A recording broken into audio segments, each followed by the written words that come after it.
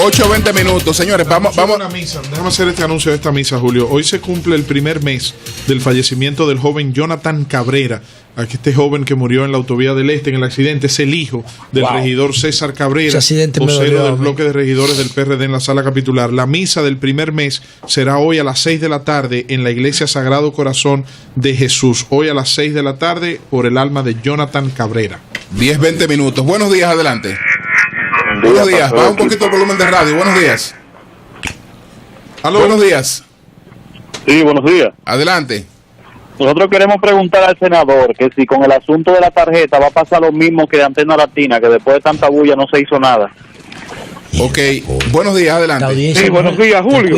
Sí. Fíjate, hay dos candidatos genuinos al Comité Central. Espérate un momentito, buenos días, adelante. Ahorita tú me promueves más tarde. Adelante. Aló. Buenos días. Dale. Buenos días. Buen día, Julio. Adelante. Yo le quiero preguntar al senador que qué pasó con la vaina del Canal 7, que no se ha escuchado más nada. Le preguntamos ahora. Buenos días, adelante. Le preguntamos eso ahora. Buenos días.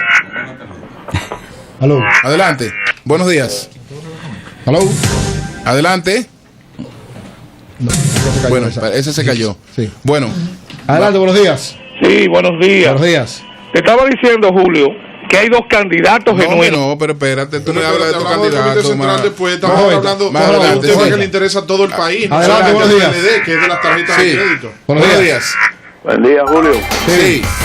Pregúntame al senador Tommy Galán si nos van a ayudar también a quitarle el impuesto a la compra por internet del Ok, lo de la compra por internet. Está bien. Adelante, buenos días. Tiene impuesto. Buenos días, Dios le bendiga el tiempo.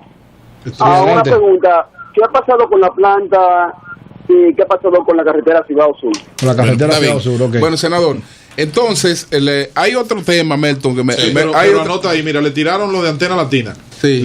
Ese fue el primer fundazo de Antena Latina. De impuestos. Exacto. Para la compra de internet. Yo tengo uno mejor también. ¿Y qué tú tienes, Melton? Y lo de la carretera Cibao Sur. Senador. La carretera Cibao Sur. Pero ahora yo pregunto. Se deshizo. Ya se paró, eso está parado. Sí, pero aprovechar la presencia del senador para preguntarle qué hubo. Yo un papel importante ahí. Sí. ¿Qué va a hacer el Congreso, el gobierno, con la deuda de más de 1.200 millones de pesos que tiene la Asociación de Zonas Francas del país? Otra dura. Y que no quieren pagar y el metro está esperando por lo menos 2.000 milloncitos. Mira. Me da un segundo para que la sume toda. Digo yo. En la pausa seguimos sumando elementos a este tema tan interesante de este. Perdón, José, de esta comisión del 1% de banco. El superintendente de banco está en una reunión, nos dijo que se comunicaba con nosotros un momento, pero hablamos con Julio San, que es el relacionador público, y entonces nos prometieron que en un momentito van a dar la opinión formal, oficial de la superintendencia. En la pausa ¿qué aprobó eso? Se siguieron sumando elementos a este debate tan interesante. Y el senador Tommy Galán hablaba del impacto que pudiera tener esta comisión del 1% en las pymes.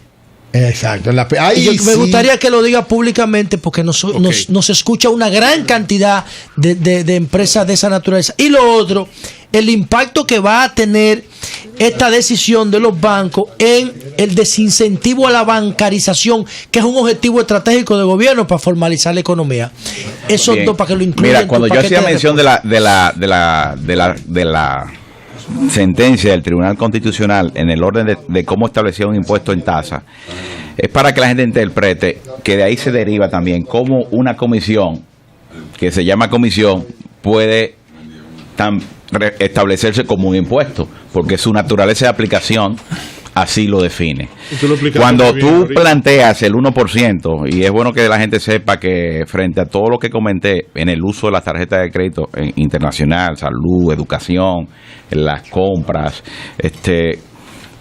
muchas empresas y pequeñas empresas lo utilizan como un mecanismo de pagar sus facturas de productos de importación para hacer frente a la forma de aplicación. Eso es un costo adicional. Eso afecta directamente a lo que representa su estructura de precios, que va a afectar lo que debe ser el incremento de su valor. Alguien pudiera decir, bueno, un 1%. No, es que tú tienes que hablar que ese 1% está representando 600 millones de pesos para los bancos.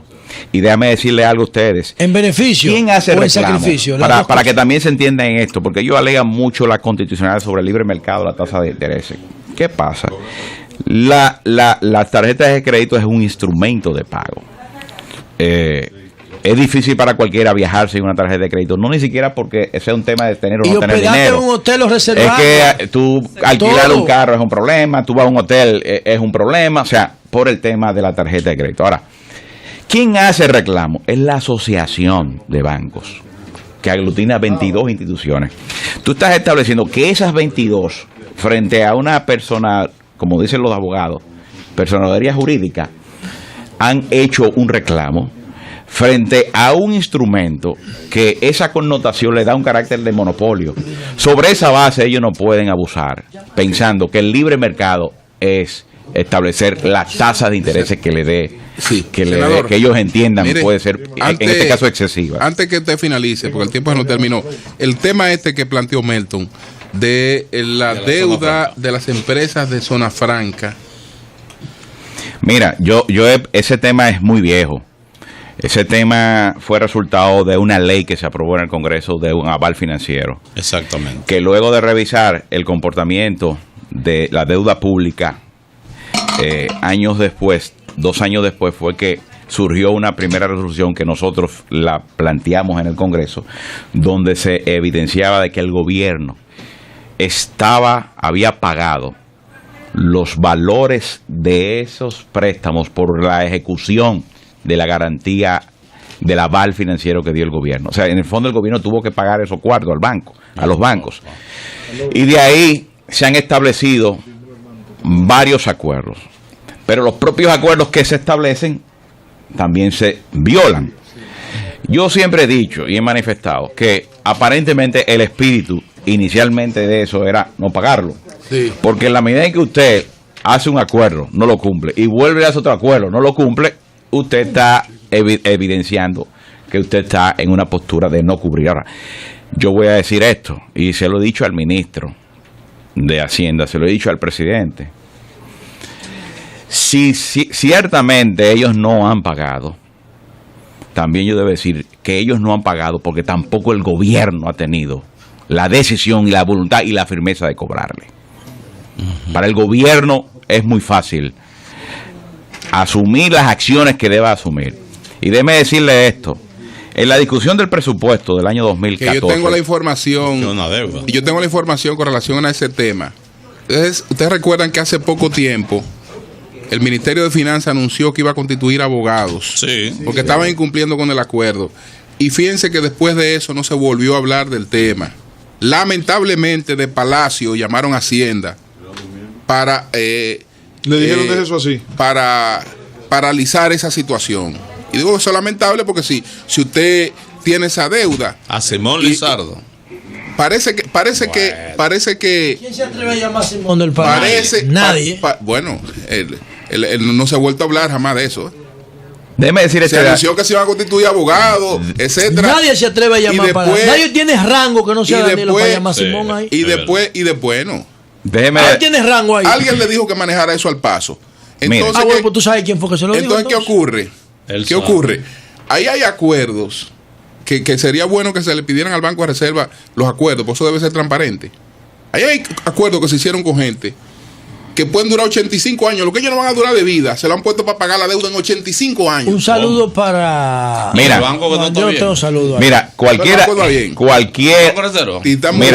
yo pienso, mira, saco papeles. No, Enrique, señores, déjeme decirle esto. Tremendo administrador. En este momento, ya ni siquiera de acuerdo se debe hablar, sino de acción concreta de cobro. Compulsivo. ¿Por qué? Porque es una ley, son 6 años. Es una gracia, que se ha planteado de 6 años. Ya estamos viendo que le ha representado gastos y costos y perjuicios al gobierno. Claro. 32 millones de dólares le resuelven el problema a muchas provincias de muchos problemas. Ahora, déjeme decirle esto, en la discusión del presupuesto, del año 2014, nosotros le planteamos al ministro de Hacienda, en la discusión de la comisión, que como él había anunciado que la constitución de abogados para el cobro, y se entendía que si esa deuda no se había cobrado, no era solamente por el incumplimiento, la falta de los zonas franqueros, en este caso parte 32, porque no hay que incluir a todos en eso, era porque el gobierno no había tenido voluntad de cobrar.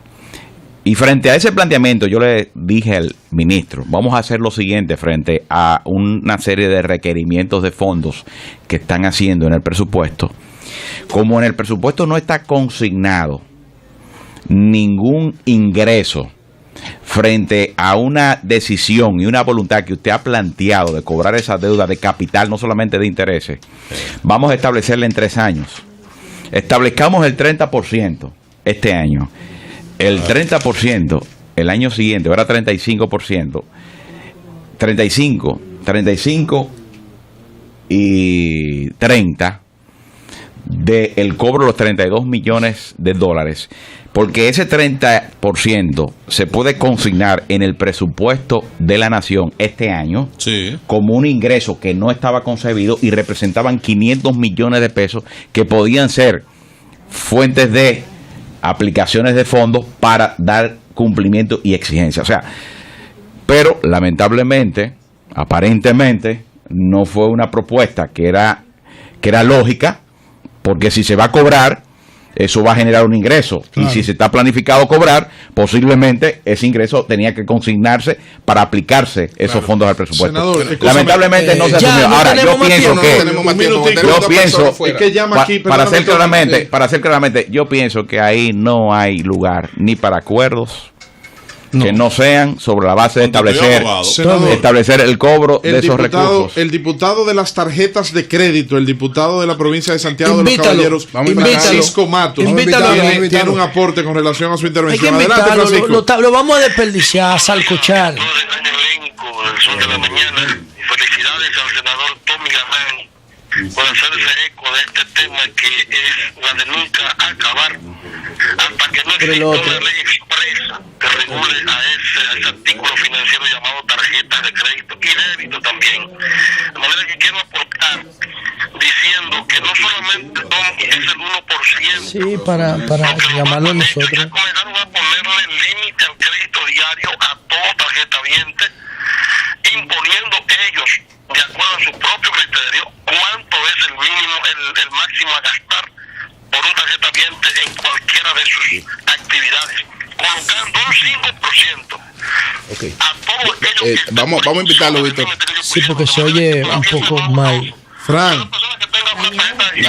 Sí. Vamos a invitarlo, vamos a traerlo. Tommy, quédate ahí en la línea telefónica, Fran, para que continuemos con una observación. Tú sabes que cuando los bancos planteaban un comentario final para este es el inicio de un gran debate nacional, esta participación de Tommy Galán aquí. Que le ha llegado su estado con el cargo adicional del 1%, en base a que ustedes le han pedido una revisión a la superintendencia, si puede argumentar ante su banco que no lo va a pagar, que usted le recomienda. Los reglamentos plantean que eso tiene que ser un condicionante que debe ser aprobado. Yo tengo un amigo, cuando es un cargo que no está contemplado. Yo tengo un amigo que se lo cobraron que representa no pagarlo.